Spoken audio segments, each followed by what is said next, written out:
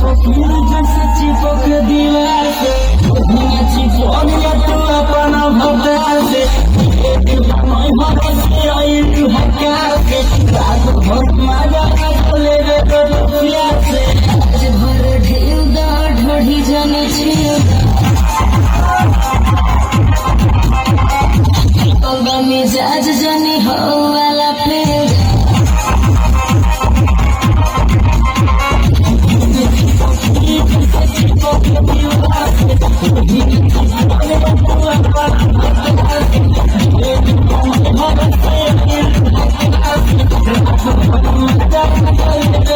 आज भर ढेउ दा ढोढ़ी जाने छियो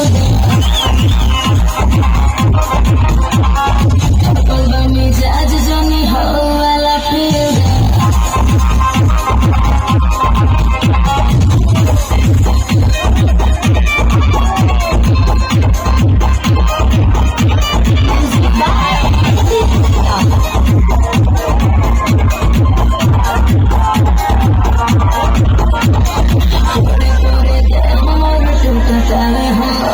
मान